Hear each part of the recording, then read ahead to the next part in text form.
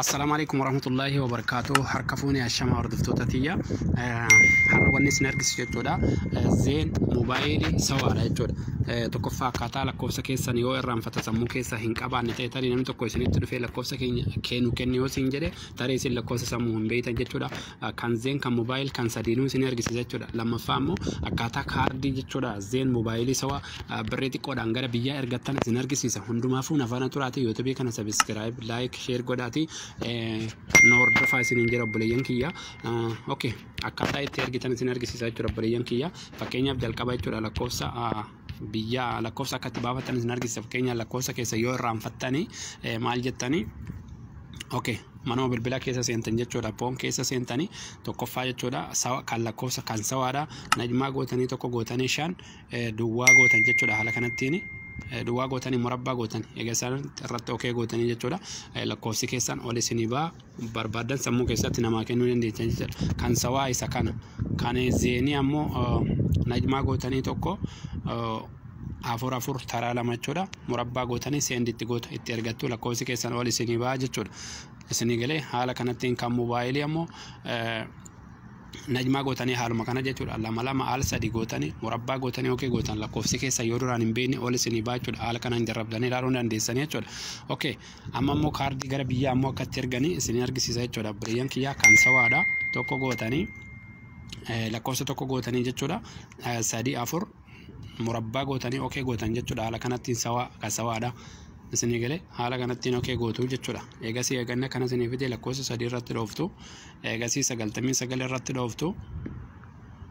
Eeganni haala kanattiin isinii dhufe kan biyya keenya eessaas keessa akka jiru 21 irra jira. Inni argitanis 21 irraa okay gootu. Eegasii as keessa birrii hamma erguu barbaadan san keessaa filatta. Yoo lama dhibba erguu barbaadan lama filattu. Lakkoofsa 12 birrii ka erguu barbaadan 12 irraa jechuudha. 12 riyaalli 12 digdami shantama biyyaati jechuudha. Haaluma kana isin kana olil dhibbal erguu dandeessanii riyaala 20 25 shantama kanneen keessa filattanii irra seendii gootan jechuudha. Fakkeenyaaf ka tokkoffaa kana yoo filattan riyaala 12 daqiiqaa 50 biyyaa akka taatu lakkoofsa tokko irratti dhooftanii jechuudha. Haala kanatti eegasii lakkoofsuma biyyaa asii galfattanii seenditti godha dhumateera kuttee jechuudha. Lakkoofsa biyya keessanii jechuudha.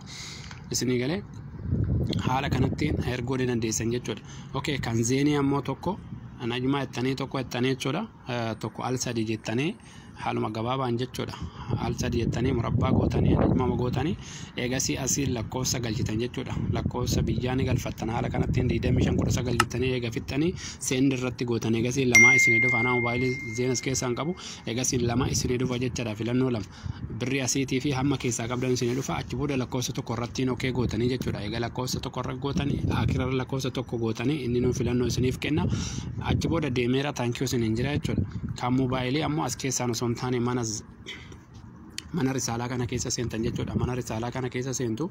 Mana risaalaa keessa seentanii bakka gubbaa irraa sanatti maal jettan kan jalqabaa 6 duwwaa duwwaa 9 duwwaa duwwaa ittanii gadi buutanii jechuudha. Gara jalaa kanattiin maal gochuu qabdanii asitti qubeetaa guddoo qubeeraa guddoo gootan jechuudha.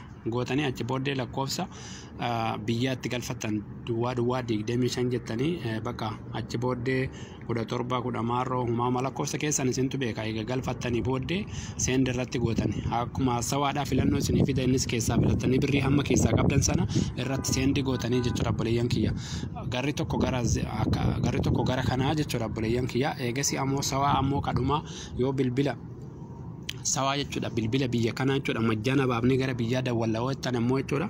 Maal gochuu qabdanii kan riyaala 9 jechuudha. Kan riyaala 9 daqiiqaa 20 biyya dawwaluu isaa 24 yoo barbaadan ammoo maal gochuu qabdanii asuma galtan mana risaalaa keessa seentaniiti. Eegasii gubbaa kanarratti maal gochuu qabdanii 9 duwwaa duwwaa jettanii gadi buutanii jechuudha. Jala kanatti 8 2 duwwaa 8 saddeet jettanii jechuudha. Haala kanatti jechuudha.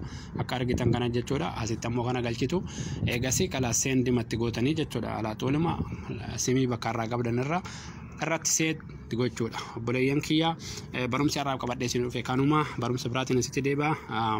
Maarree isin subscribe gochuudhaan nu guddisaa nu jajjabeessaa isin jenna. Obboleeyyan kiyya laaltanii biran kotinaati subscribe godhaa laayikii godhaati nu hordofaa isin jenna. Assalaamu alaykum warahmatullaahi wabarakaatu.